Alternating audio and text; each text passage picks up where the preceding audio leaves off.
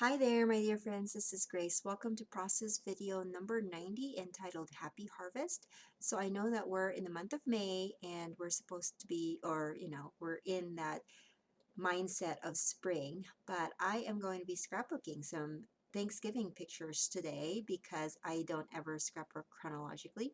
Well, I put them in my album chronologically, but I don't ever do them in that way. So I hope you don't mind. You're going to see some fall inspiration from me today. Anyways, I am starting off with that paper.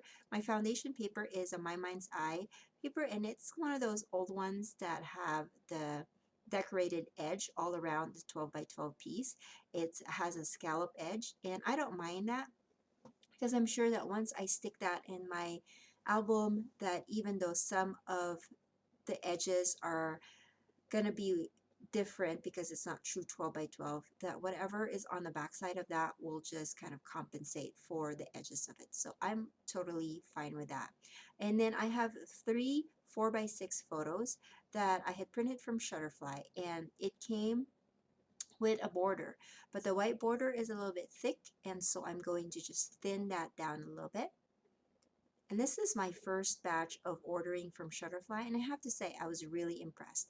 I took them on with, they had a coupon for like 150 free prints that was through the Joanne's mailer, joanne.com mailer. Anyways, I used that to get some prints and I'm happy with it. So I'm thinking that I will be using that service a few more times in the future. The papers that I'm using here, this little strip is one of those branding strips, and it's from LE Studios, as well as that green paper with the banners on top, and then the black diagonal striped paper that I added on the edge is from Simple Stories, and I actually punched out a notebook kind of edge on the left hand side of that little strip. And I'm going to be adhering my pictures. These pictures are from 2014, Thanksgiving Day, and we were invited to one of our friends' house, and we don't have family here in town. So a lot of our new memories or holiday memories are spent with either just our little family or with our friends in town, which is, it was a big difference from when we were still in California. We had tons of family there, and it was hard in the beginning, but we're slightly getting used to it. And so we just make sure that we visit our parents and our cousins and nieces, nephews, and all of them in California once a year. So that Happy Harvest, that's going to be my title, and it's a cutout from a cut apart sheet from Bella Boulevard. And then this Thursday word strip was cut out from a 3 by 4 card from LE Studios.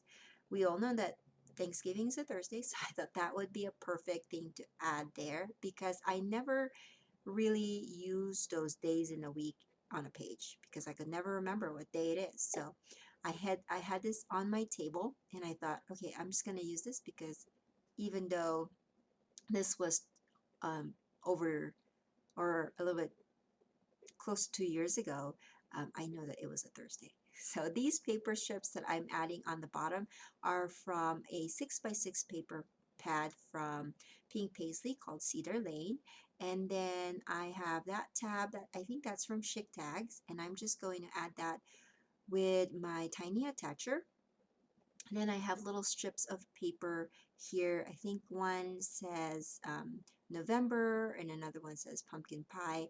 And they are from an LE Studios cut apart sheet. And then these three 2 by 2 cards are also from the same cut apart sheet from Bella Boulevard. Now these square pieces are, two of them are themed ones, and then that red one I just added to the right has a thinking of you sentiment in the center, and it didn't really work with the theme of my layout, so I punched out a paper, a grid line paper, punch it out with a circle punch, and then I added that at the center to cover up the sentiment, and that's where I'm going to be putting my journaling. So I'm just trying to figure out how I'm going to decorate the bottom area of this page. As you can see, it's getting really full. I think one of the reasons is because I'm using 3 4x6 photos, and so I had to make sure that I was minimal with the rest of the design and the elements on my page.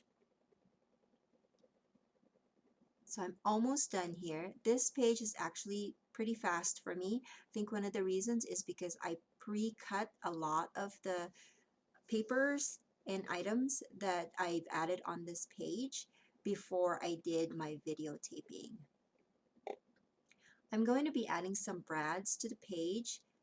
I think it's a good way to use up the brads and also to kind of vary, because I like to add some enamel dots for finishing touches, but I figured I had these brads sitting on my desk and it's from the Now and Then collection by My Mind's Eye, and so I figured I'd use it up. Now all of the brads except the one on the top left had an ampersand, but the rest are just plain circles with of course color on them, and so they kind of mimic the look of an enamel dot, and it was a good way for me to use them up because it's a good finishing touch, but at the same time I am using up my stash. So I'm going to be handwriting my journaling, but before that I believe I'm going to be stamping my date. And I have the Studio Calico roller date stamp. It has the dates on one side and then some words on the other side.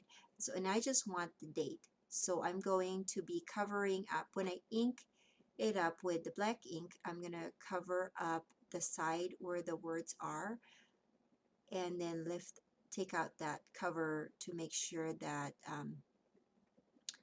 I don't get any of the other words on my page.